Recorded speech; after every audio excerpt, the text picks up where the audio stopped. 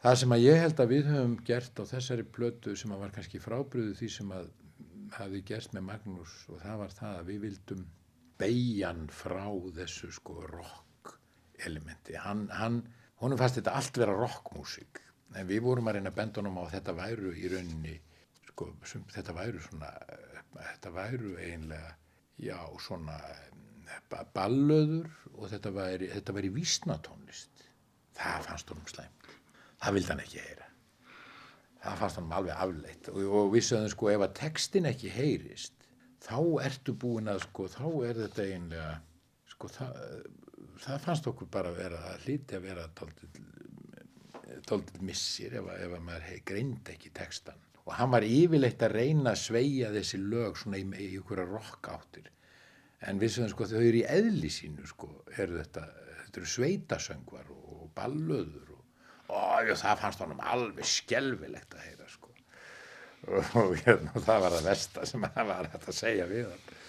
en ég held að okkur hafi tekist sko að gera þetta þannig sko að við fórum svona já það eru þarna svona lög með þessum jafnvel punk svona ívafi sko áhrifum sem var náttúrulega ekki komið til landsins þá mér minnir þetta hafi verið 77 og þannig punki kom ekki fyrir bara og eftir 80 held ég. En við höfðum aðeins séð af því. Við sáum, ég sá Sex Pistols í London 76. Það var mikið, það var kultúrsjokk. Þannig að okkur tókst á þessari plötu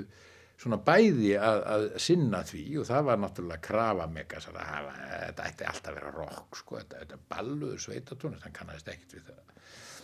Og svo líka hitt sko að það sem að balluðurnar eins og Orpheus og Eurydice, þetta gullfallega lag og þessi svona country slagarar svona svoleiðis sko, fara þangað sko, það var, okkur fannst það lögin báruða með sér og okkur ekki að taka þau í þá átt sko og við höfum það alveg sem vinnureglu að textin var alveg prioriterað sko, við lögðum mikið upp úr því að Megas væri að syngja þetta og vorum soldið að pikka í hann sko með að reyna að þú veist, og þá kemur á daginn að hann náttúrulega frábær söngvari sko. Hann náttúrulega, þú veist, þetta maður sem hafa búin að syngja í kórum og svo framvegis sko, hann hefur alveg rosalega sko, þú veist, allt hafðan en hann var búin að koma sér upp alls konar stælum sko, af því hann hafði kannski bara,